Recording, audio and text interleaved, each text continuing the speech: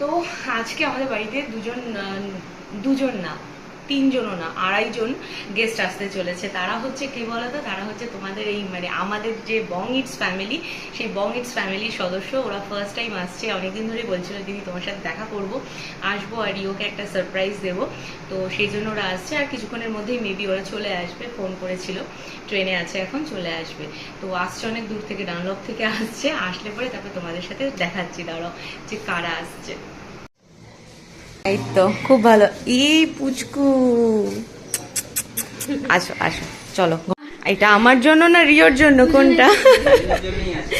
মানে রিওর জন্মদিনের এখনো 3 দিন বাকি, কিন্তু গিফট চলে এসছে, অ্যাডভান্স গিফট। একদম একদম ঠিক আছে। এর মধ্যে কি আছে আমি জানি, বাট তোমাদেরকে পরে দেখাবো, সারপ্রাইজ থাকে এখন।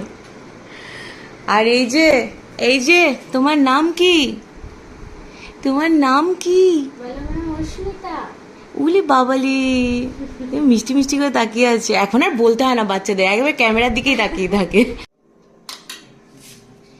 তো এইদিকে থালা সাজিয়ে নিয়েছি। বেশি কিছু আয়োজন নেই, এই যে খুব সিম্পল রয়েছে, 2 রকম মিষ্টি, একটা কাটলেট আর একটা প্যাটিস এই রয়েছে। আর এদিকেও গুছিয়ে নিয়েছি, এই যে এখানে রয়েছে হচ্ছে কোল্ড ড্রিঙ্কস, আর পুচকুটার জন্য একটু ফ্রুটি, আর কেক রয়েছে। কেকটা খুব সুন্দর খেতে, আশা করি ও খেতে পারবে।